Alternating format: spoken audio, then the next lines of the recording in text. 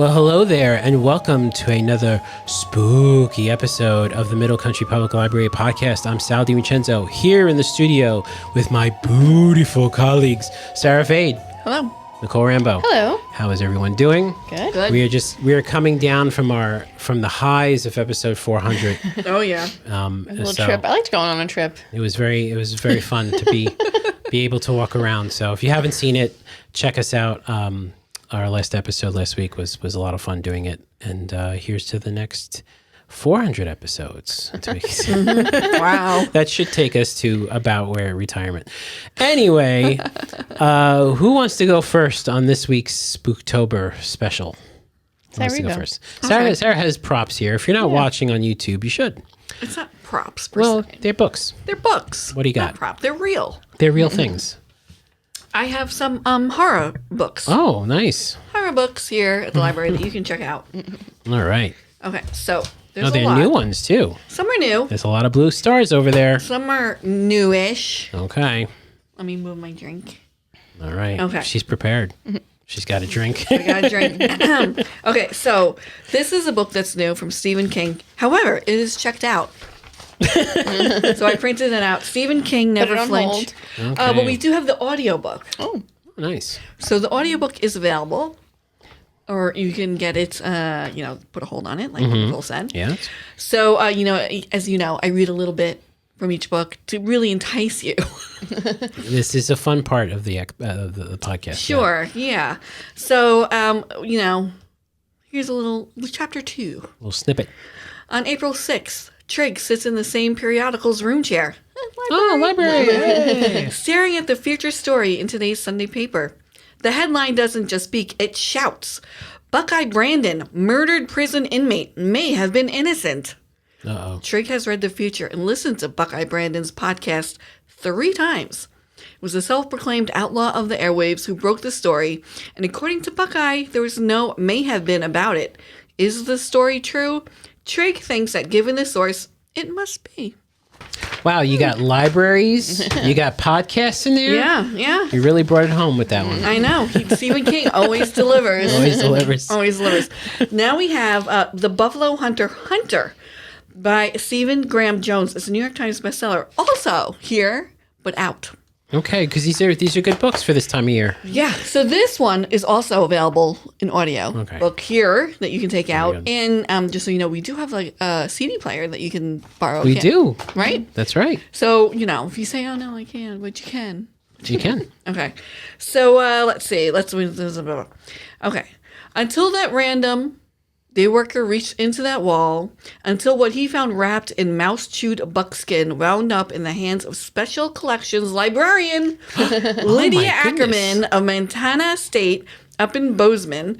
She was able to read the script he had enough to glean a name from the very front page, author Bo Karn. It's not far from there to me. That surname not exactly being common. That's what I'm going to. Did you do this on purpose? I did not. Oh my goodness. You should know better. I did not do this on purpose. 400 episodes, we've never done anything on purpose. Okay, so then we have Jeremy Bates, The No End House. But this is not in the library because it's on Hoopla. Oh, nice. Hoopla Digital, which means anyone can borrow it at any time with a library card. Cool. Will always be available. Awesome. Okay, so chapter 1. Memories are a double-edged sword. I have beautiful ones of my late wife Jen, and I have terrible ones as well. I can recall her face and smile and laughter whenever I want, but I can recall the accident and her slow death whenever I want also. Oh my goodness. There's more.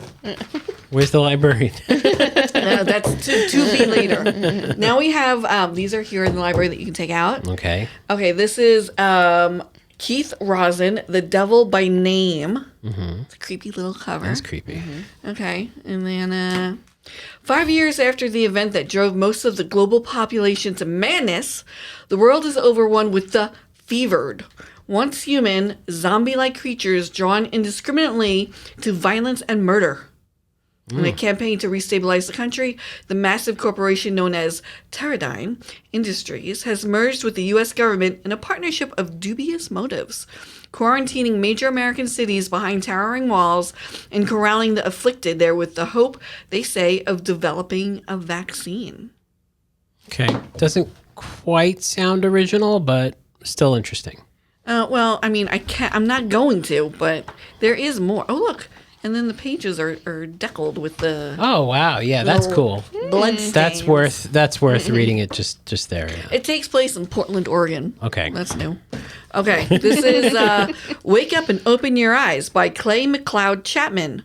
And it's got this creepy little cover of a family. Yeah, with no faces. With no faces. And they kind of look Asian-y, but I can say that. Because she's Asian. Because I'm Asian. Yes, if you're listening and not watching...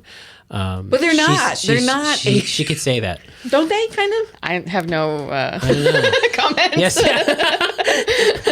We are not obliged to comment. But no, from I our mean, look legal at their protections. hair. They're all shiny, black, straight. Yeah, I mean, they could. Okay. I'm deleting this whole statement. It's a lovely image of a creepy family of no origins. Whatever, it doesn't matter. We might as well get in trouble now, 401. Yeah, Noah Fairchild has been losing his formerly profile Southern... Oh, no, not profile. I'm a little dyslexic. Noah Fairchild has been losing his formerly polite Southern parents to far-right cable news for years. So when his mother leaves him a voicemail warning him that the great reawakening is here, he assumes it's related to one of the many conspiracy theories she believes in. But when his own phone calls go unanswered, Noah makes the long drive from his home in Brooklyn to Richmond, Virginia. There he discovers his childhood home in shambles, a fridge full of spoiled food, and his parents locked in a terrifying trance-like state in front of the TV. Oh, boy. Panicked, Noah attempts to snap them out of it and get medical help. Wait, there's more. That's when Noah's mother brutally attacks him. Oh. But Noah isn't the only person to be attacked by a loved one. Families across the country are tearing each other apart, literally. As people succumb to a form of possession, it gets worse the more time they spend glued to cable news. Oh, wait, no. This is very on the nose. Wait, or falling down internet rabbit holes. No, that's me. Yeeks. In Noah's Richmond-based family, only he and his young nephew Marcus are unaffected. Together they must race back to the safe haven of Brooklyn. Who would have thought Brooklyn would be a safe haven? But can they make it before they fall prey to the violent hordes? Interesting. Wow. Yes. Then we have The Lamb by Lucy Rose, which has a piece of meat on the cover. Okay. Yes. I like lamb, though. But it doesn't look like lamb. No, that doesn't look like. It's a little No. big for lamb. Yeah. It's a folktale, a horror story, a love story, and enchantment. That's a lot. Wow. Yeah. From one incendiary new talent, a contemporary queer folktale about a mother and daughter living in the woods. Okay. Did you see that coming? I did not see the living in the woods. Yeah. Margot and Mama have lived by the forest ever since Margot can remember. When Margot is not at school, they spend quiet days together in their cottage, waiting for strangers to knock on their door. Strays, Mama calls them. People who have strayed too far from the road. Mama loves them strays. She feeds them wine, keeps them warm. Then she satisfies her burning appetite by picking apart their bodies. Oh, nice. So it's like, what they call cannibals? Yeah. Cannibals. It's a gothic coming-of-age tale. And by the way, coming of age. Yeah. Wait, but it explores how women swallow their anger, desire, and animal instincts and wrings the relationship between mother and daughter until blood drips from it. Okay, I don't know if I like that last little description there. Yeah, I don't know. Okay, we're coming to the end, guys. Don't worry. Okay. The library. Oh, here we go. The Library at Hellebore by Cassandra Carr. It was on purpose. This school will eat you alive. Oh boy. Yeah. That's for those of you watching. Show the not the binding with the Pages? page. The pages. The Blue. Blue. It's blue edge, yeah. Okay. I know there's a proper word for that, right? For the there's a proper librarian word for this. Oh, what yeah. the color is like what that's called. Yeah. I don't know it. I don't either. This is punk rock, Eldritch God, Carnage Fueled Battle Royale, Dark Academia. That's Okay. Okay. Okay, this is in really tiny font, and I it's really bad. Is that not bad? That's like, that's Nicole's age can read that. I don't even know if Nicole can. Can you do it? But I can read it our without holding age, it. but our age cannot. Okay, read it. well, The read it. Hellebore Technical Institute for the Gifted is the premier academy for the dangerously powerful, the Antichrists and the Death Workers, the World Eaters and the Apocalypse Makers. Hellebore promises redemption, acceptance, and a normal life after graduation. At least that's what Alyssa Lee is told after she's kidnapped and forcibly enrolled. But the Institute is more than just a haven for monsters. On graduation day, the faculty... She's like a normal human. Is that what I meant? Yeah. On graduation day, the faculty embark on a ravenous rampage, feasting on their students. Again with the feasting. Trapped in the school's cavernous library. Nobody's ever there, even in this world. Alessa and her surviving classmates must do something they were never taught: work together. If they don't, this school will eat them alive. Wow. Sounds a little bit funny too. Yeah. Unless, How's the print on the inside though? yeah. That's normal. Oh, that's Okay. yeah. Sorry. Yeah, this is like... That is pretty. It's hard to You know what it read. is? Yeah. It's dark on. It's light text on dark. And Yeah, It's, and it's in a funny font. it's in a funny yeah. font. Yeah. Funny. All right. Okay, then we have The Possession of Alba Diaz by Isabel Cañas. Nice. And it looks like it looks a little steamy. She's a woman with a ripped bodice, as Nicole loves, Oh, in the yes. throes of something. In the throes of the possession. The throes of the possession. She's being possessed. When a demonic presence awakens deep in a Mexican silver mine, the young woman it seizes must turn to the one man she shouldn't trust. Oh boy. Is it vampire? Is it vampire? Is it? Oh, let's see. In 1765, plague sweeps through. Oh, geez, Zacatecas. Okay. Alba flees with her wealthy merchant parents and fiance Carlos to his family's isolated mine for refuge. But safety proves fleeting as other dangers soon hear their teeth. Alba begins suffering from strange hallucinations, sleepwalking, and violent convulsions. She senses something cold lurking beneath her skin, something angry, something wrong. Oh. Yeah. So this might be like a horror romance? Let's see. In the fight for her life, Alba and Alphas, I don't know who Alphas is, become entangled with the occult, the church, long-kept secrets, and each other, not knowing that one of these things will spell their doom. Oh boy. Well, yeah, it seems like a little... A little steamy there. Yeah, maybe. A little steam there for Nicole. It says gorgeous and gory. Oh, okay. For both of you. We should read that together. Yeah. Buddy read. Uh, Everybody will have a little something. It looks good. It looks good. Cool. Yeah. So that's what we have. So if you, want to read something a little scary, Yeah. after you watch something maybe a little scary later Yeah. on, you might want to check one of these out. Very cool. Yeah. Well, thank you, Sarah. Sure, no problem. Yeah, it's something for everybody here at the library. At the library. And obviously, And evidently for all people these think authors. libraries are Pretty interesting. pretty interesting. Yeah. Okay. Oh, awesome. Writers like libraries. Yeah. Exactly. I mentioned you by my book. Pretty much. Thanks, Sarah. Sure. Nicole, you're going to talk about something super scary. This is very scary. My isn't it? favorite topic. Your favorite My topic. favorite spooky topic. Yes. Artificial intelligence. I can't help it. When I'm not here, I'm listening to a podcast about artificial intelligence. That's all I She do. turns AI when she's not here. That's all I do. That's all I Plot do. twist, Nicole is really AI. Yes, that's right. No, we are. We're in a simulation. That's one of the things I learned. That's called The Matrix. yes. Yeah. I was like, Keanu. Keanu all goes back to Keanu. Yes. All comes back to It that. does. Yeah. So I do. All I do is listen to podcasts about AI. So I'm going to tell you about it. Cool. Because then I can scare you. It's like sometimes it's scary, sometimes it's not. You know, But a lot of times it's scary. it's not great. It's not looking good. But Nothing is looking good though. the experts seem to be going back and forth or kind of like split on what will take us out first, ourselves or AI. Oh, that's It's kind of like a race. It's ourselves because we made Yeah. AI. Yeah. Yeah, but like not even that. Like more like AI might influence us taking out ourselves with like war and stuff, climate change, like all that kind of stuff. So it's like we are doomed. It's just a matter of which one comes first, Or AI could save us. or that like is No.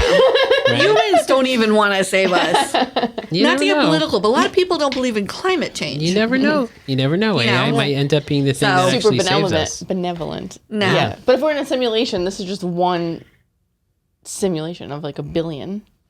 Oh, we're planet 44227. Yes. And there's some idiot in the other Earth going, Nicole, does that mean Earth or a year? Yeah.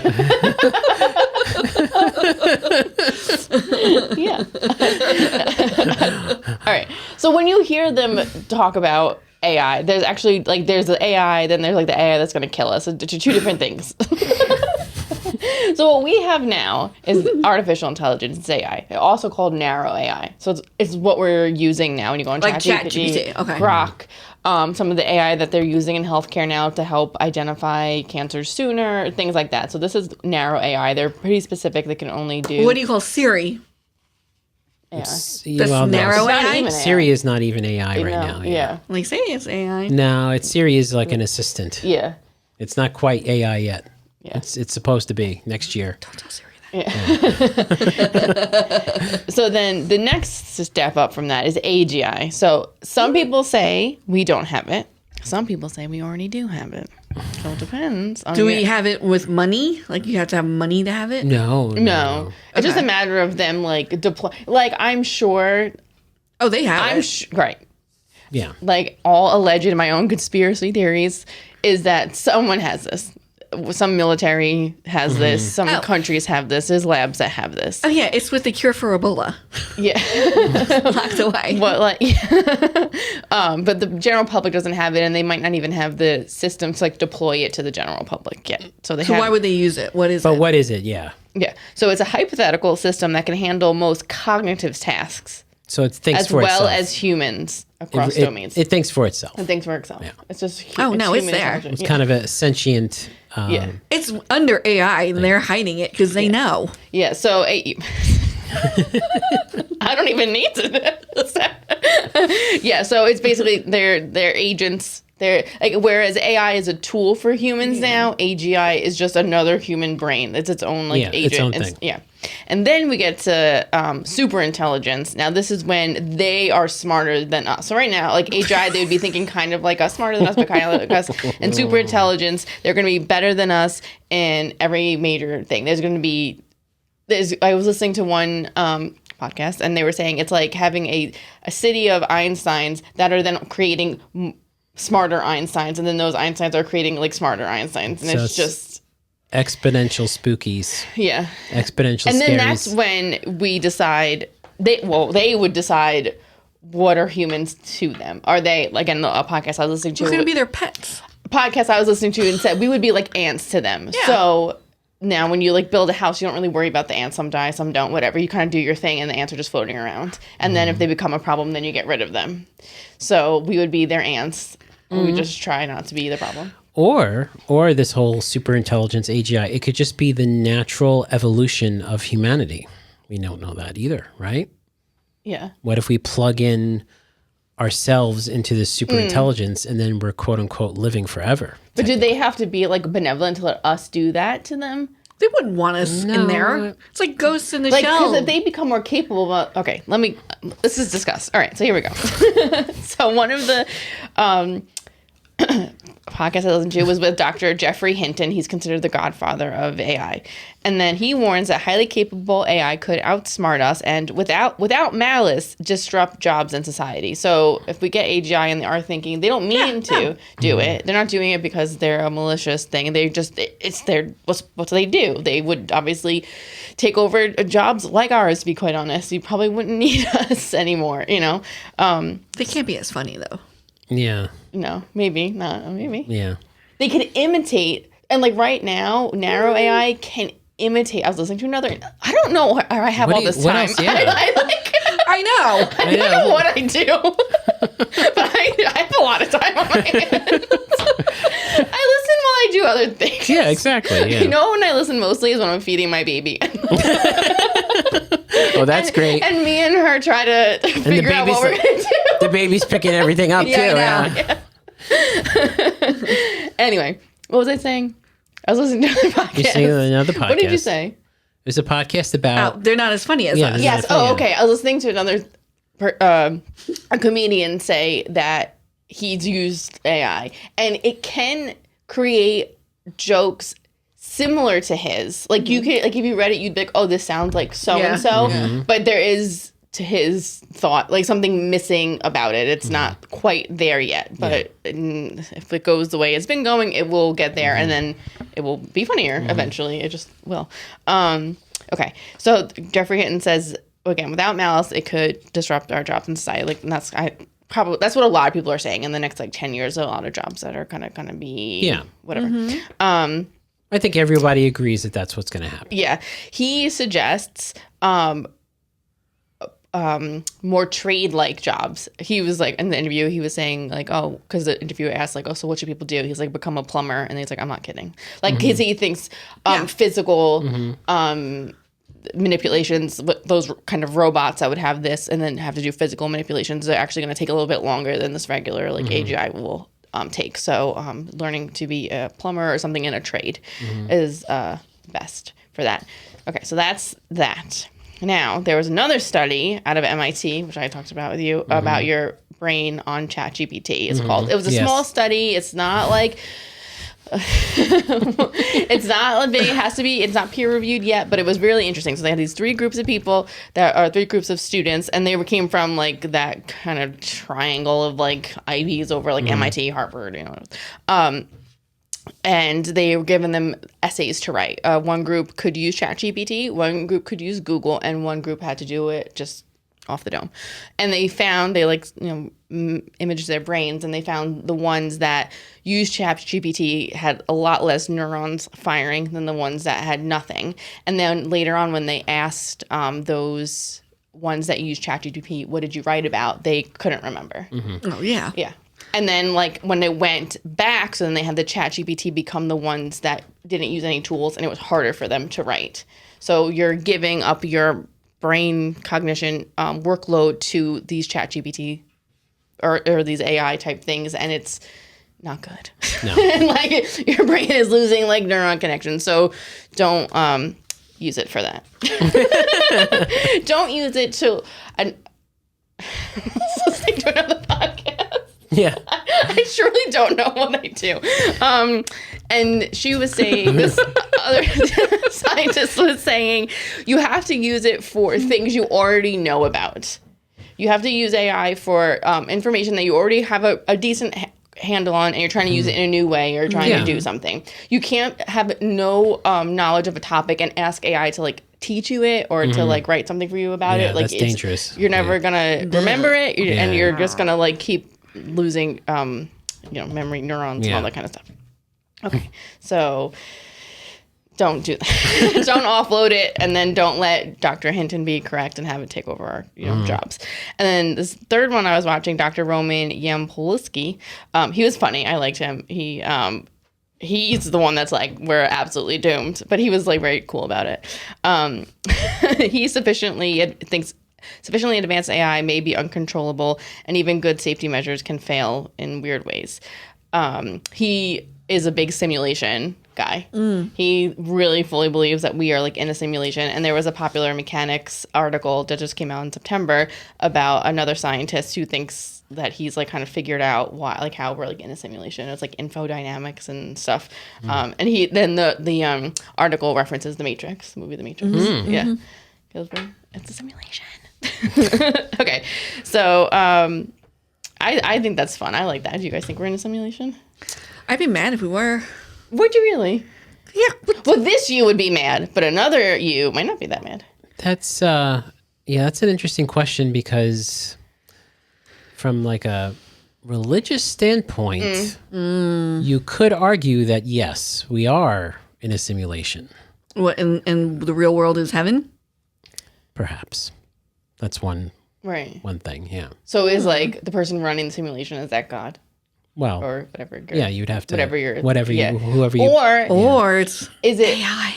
Is it not AI? But he was saying, is it you? Are you running this? The super advanced you, so the super intelligence you. If we do upload, if we kind of merge with the super intelligent, is it our future super intelligent us running all of these simulations? Yeah. What was that Black Mirror episode with where they die and like they're in a little chip and they can go where like their afterlife, they get plugged into like a server and then they live like the San Junipero, with, like in the 80s, that 80s one, that's what it's called. That was San Junipero. Yeah. There was a show on Amazon where they like you can upload your. It was a cute little show, but it was like uploaded your consciousness and like living. So that was like interesting. So it could be one simulation, and then you could say there's multiple simulations going on at the same time, and like the computer or whatever it is, or us, like you're saying, is super. We're trying to find the best one, so we're like going back and forth on it. So we're in, like you said, Earth 426 and Earth 427 is running right now, and something else is happening, like decisions are being made. And did you watch that show Devs? No, I never did. It was good. It's kind of like this sort of like idea, and like you're or that movie, like Everything Everywhere All at Once or something like that. Like you're There was a show in the late 80s, early 90s, maybe I missed Sliders. Yeah. Oh, I knew it. Sliders, yeah. That was kind of like because this is like a quantum mechanic, quantum science like theories and stuff like that. So, but anyway, it's fun. I think it's obviously scary at some points, and some points it's fun and whatever. So, what do we do? Nothing. ChatGPT what you recommend? You embrace it. Give up. You go, yes. Let me help you, Nicole. No, whatever. Stay literate. So understand the strengths and limits of AI as we currently have it. What's hallucinations, biases, alignment, all that stuff. Skills in parallel. So similar to what Dr. Hinton says, like learn other outside skills that, trades and stuff like that. And then follow credible sources, avoid doom scrolling, and look for evidence from experts. So listen to these podcasts or, and then whatever they say, they'll go find someone else that says maybe something different, like both sides. So here at the library, obviously, we talk about this stuff. We have programs on this every now and again and stuff like that. So come to our programs. We have career and resume help. So we have Brain Fuse, which will help you take different classes, whether in high school or college. We also have our career tutors. We do. That can help you. I know Teen has done the career conversations, and a lot of times the librarian that puts it on tries to bring in people specifically that don't have like a college degree field, you know what I mean, like trades and stuff. So you come and talk to people who are in those jobs now. We know that the Department of Labor has apprenticeships. There's apprenticeships.gov. Suffolk Community College has workforce training and apprenticeships. If you're still in high school, you have the BOCES program. If you're out of high school, BOCES, you could still take adult BOCES classes. We have the little thing here that we were looking at the other day, Sarah and I. We were trying to figure out. Yeah, we wanted to do HVAC.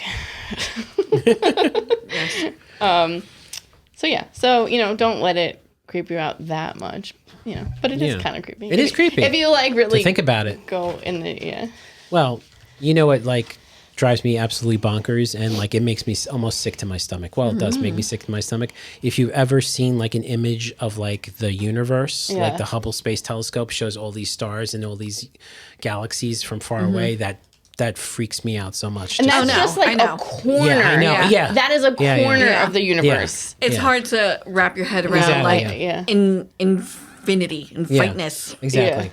Yeah. So like there's another Brian Cox. He's a quantum physicist or whatever, and he has like a lot of talks. He's British and he has a nice voice to listen to. And he's like very like he makes it sound so like easy to understand. I like listening to him.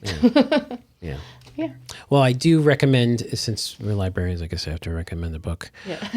Bill Bryson, which is I think is a brief history of nearly everything. I think is a fantastic book, and he talks about stuff like this about quantum computers and universe and aliens. And I was reading How to Teach Your Dog Quantum Physics or something like that, and it's similar. Like it makes it a little bit easy to understand. Yeah. Cool. Yeah. Well, thank you, Nicole. Yeah. And I think next week we should do an episode of just trying to figure out what the deal is with Nicole having all this time. And yet today I said, you called up and you said, I can come up now. I said, okay, come up. She's like, I'm not ready. I don't understand. No. All right. Well, it's great. Podcasts are fantastic. You learn so much about when you listen to podcasts. So hopefully you learned something today on this episode of the Libraries podcast. If you want to listen to older episodes, read our show notes, do all that kind of stuff, mcplpodcast.com. I think we should bring the blog back. What do you think, Sarah? It's almost caught up. Yeah. So blog.mcplpodcast.com is where you can go to if you want to read what we talk read about. The show notes. Yes, that's where you go for that. You know, when I put into ChatGPT what I want to talk about and it comes up with my little script, it also comes up with a section that says show notes, and I could just copy it and send it to you. There you go. Perfect. Oh no, I have my Fantastic. She has her own AI that she's using. Yeah. Yeah. I don't even take advice from. If you watched on YouTube, hit the like button, hit subscribe. We'd love to get to 2,000 subscriptions, subscribers by the end of this year. Ooh. And again, once again, congratulations to these two here for being here for the 401st episode. And we are about 18,000 downloads on the audio podcast. Ooh. So we do appreciate that very much. So congratulations all around. So thank you so much for joining us this week. For Sarah Fade and Nicole Rambo, I'm Sal DiVincenzo. We will see you on the next show.